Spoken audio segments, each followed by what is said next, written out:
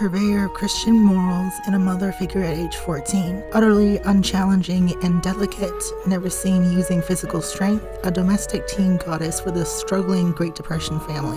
To her contemporary audience, her cheerful innocence was a dead ringer for the barely adult female protagonist, as opposed to the fully grown femme fatale of the evil queen.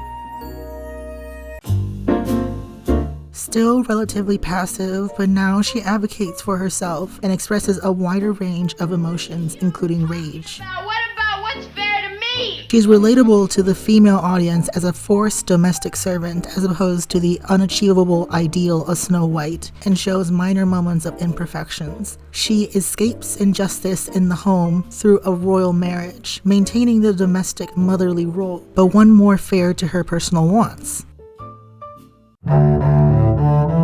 Aurora is less vocal and more reserved. Living a secluded life meant that she had no prior exposure to men. She is untouched femininity and behaves of good breeding bespoke of royal lineage. The movie Sleeping Beauty was a flop, and Aurora was criticized by second-wave feminists at the time, who in turn praised other female characters for being more three-dimensional. Not finished yet, Oh, Captain. yes, you are, Captain. Perhaps not coincidentally, Aurora's physical design is more in line with 40s ideals than the rapidly evolving late 50s revolution.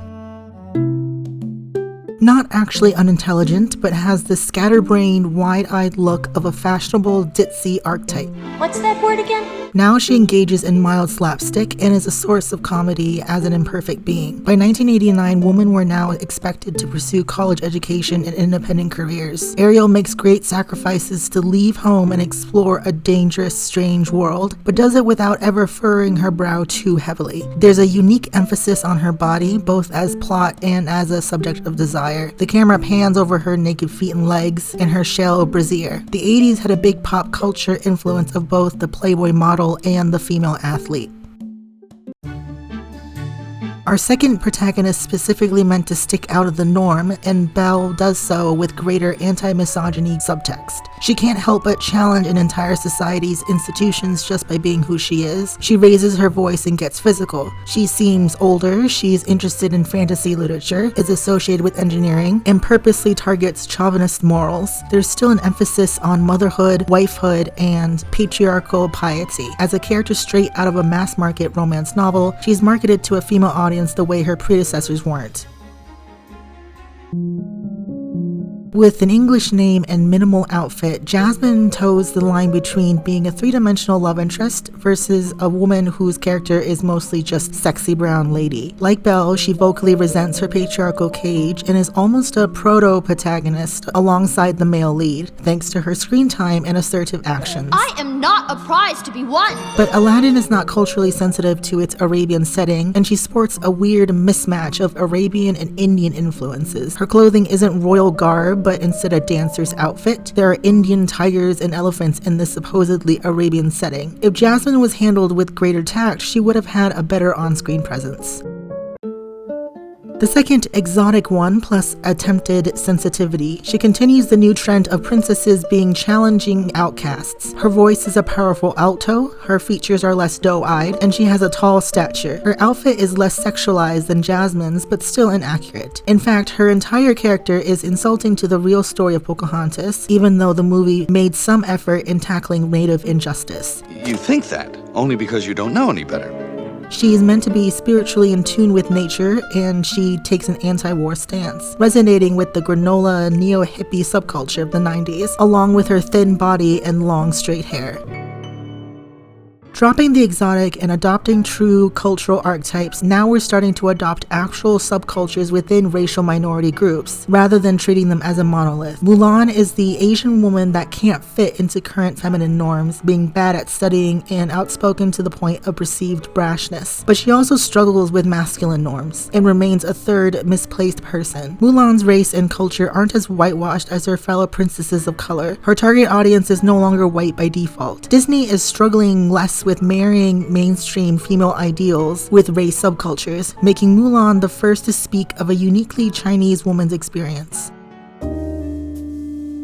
Finally, we are seeing full societies and subcultures within a cast of color, which goes a long way in broadcasting the Black creative minds leading this project. However, she spends 70% of the movie in a comical frog form, copying the unfortunate trends of Brother Bear and The Emperor's New Groove, in having characters of color instead be featureless cartoon animals. Her wardrobe and ornamentation is largely understated. Her body language is deliberate and conservative, but her singing voice is particularly broad and ringing. She doesn't display any flamboyance until after going through character development, and even then she's still a girly, slightly squeamish, career-focused gentle figure.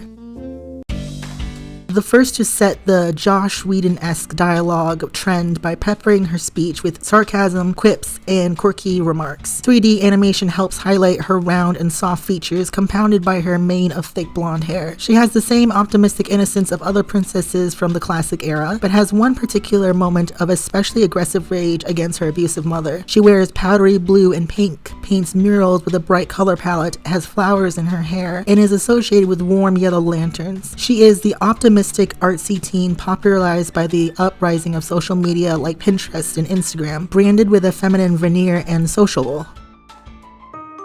The second Joss Whedon-esque young woman, her cheer and aspirations are Disney princess mainstays, while her clumsiness in Infinity is on trend with teen figures of modern media. Dull red hair and freckles are very subtly unique traits that don't make her stick out of the crowd, but still lend a sliver of the spotlight. Her voice doesn't have the Broadway bellow, but instead is a more home-brewed fry like her predecessor, and she spends more time interacting with the wider cast than her isolated sister. She's the down-to-earth of modern young woman, casually princessy without branching into tomboyhood or unattractive norms.